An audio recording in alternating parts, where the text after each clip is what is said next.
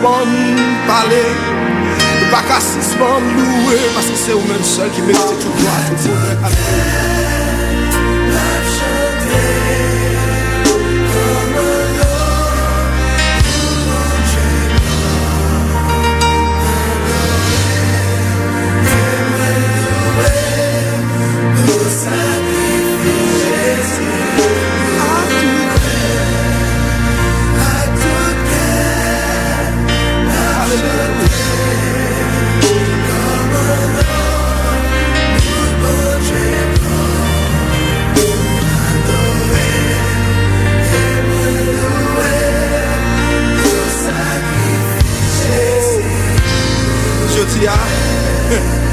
Ou même qui sont ou tristes, ou même qui sont découragés dans la vie qui t'aime sûr.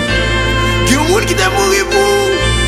Ou même critique découragé jusqu'au lever camper encore. Qui ont monde qui t'aime mourir pour maladie. Mais Esaïe 53 verset 5 dit c'est par sa maîtrise sûr que vous êtes guéris. Quelle que soit maladie là, vous guéris le moment ça.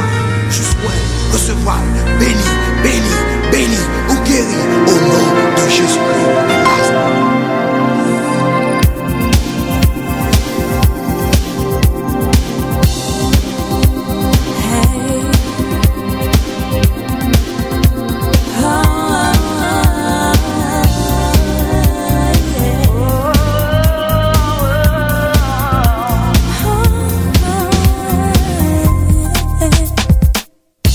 Je marche à contre-courant de ce monde qui tourne et tourne autour de moi. Quand les forces m'abandonnent sous le poids de mes erreurs, au plus creux de ma solitude surgissent les combats qui viennent éprouver ma foi. Je ne céderai pas car plus grand est celui qui vit en moi. Yeah, yeah. Je dois tenir ferme.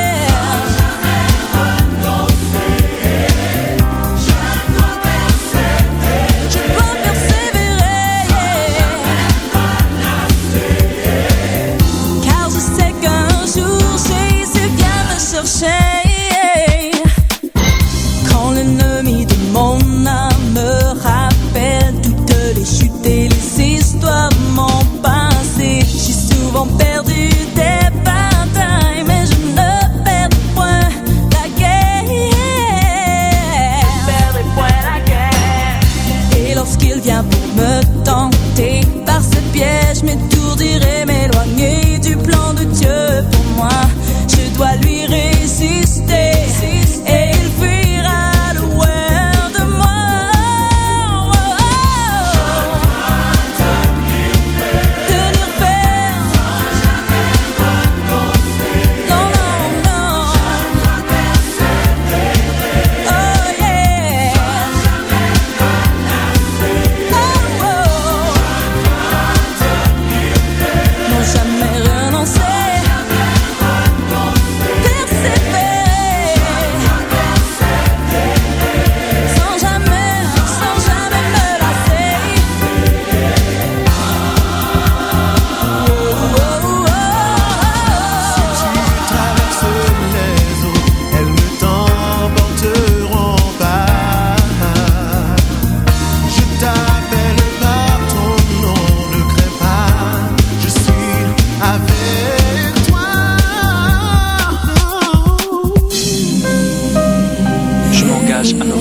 De l'armure de Dieu, afin de tenir ferme contre l'adversaire et tenir bon dans les mauvais jours, pour être trouvé en toi lorsque tu reviendras.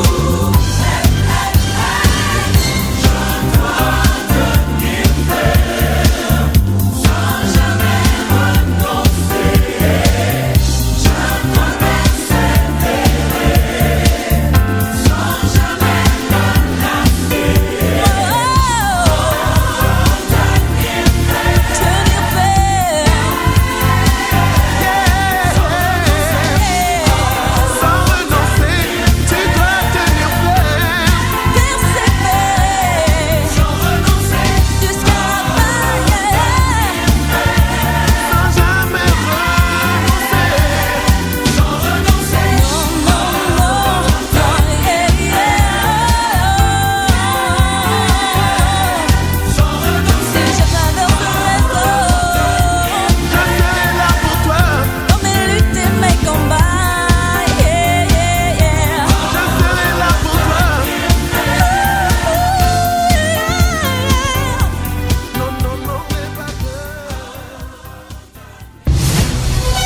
La foi vient de ce qu'on entend. À l'écoute de votre foi, toutes les rubriques chrétiennes pour fortifier votre foi. Évangélisation.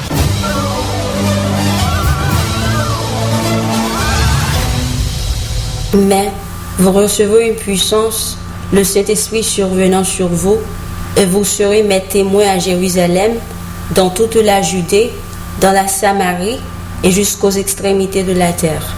Vous écoutez sur le web Radio Respiration FM.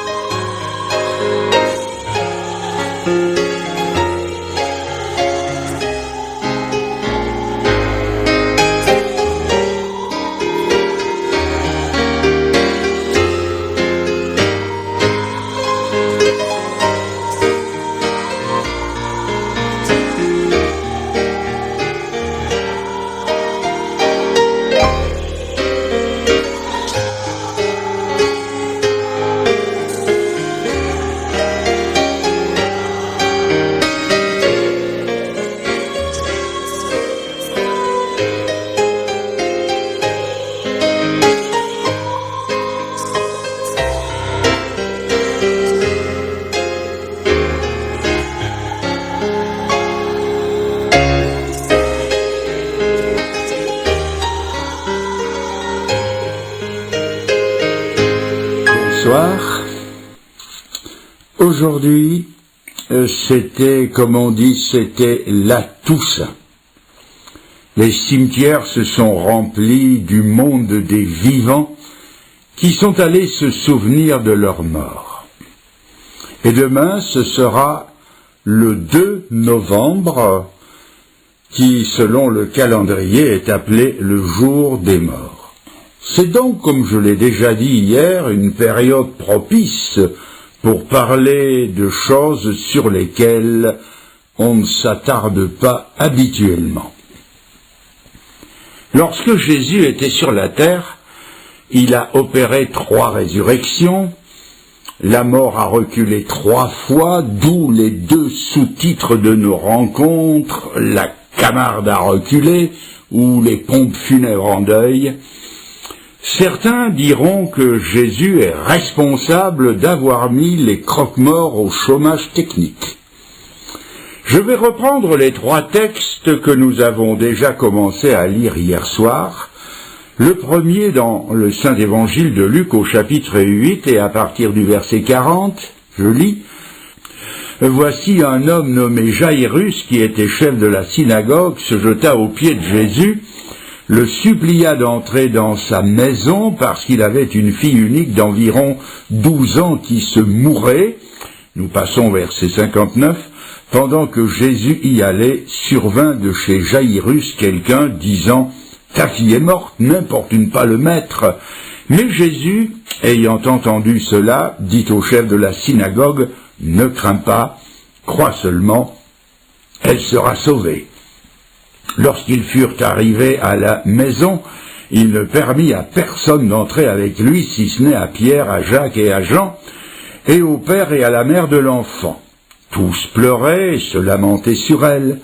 Alors Jésus dit « Ne pleurez pas, Elle n'est pas morte, mais elle dort. » Et il se moquait de lui, sachant qu'elle était morte. Mais il la saisit par la main et lui dit d'une voix forte, « Enfant, lève-toi !» Et son esprit revint en elle, et à l'instant elle se leva, et Jésus ordonna qu'on lui donne à manger. Nous passons au chapitre 7 et verset 11, où nous trouvons le deuxième récit que voici.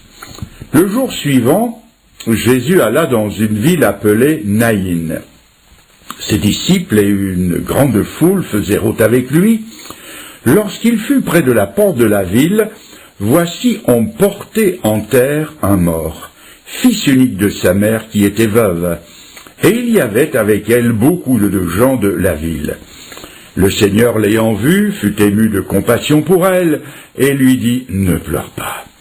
Il s'approcha, toucha le cercueil, ceux qui le portaient s'arrêtèrent, et il dit « Jeune homme, je te le dis, lève-toi ».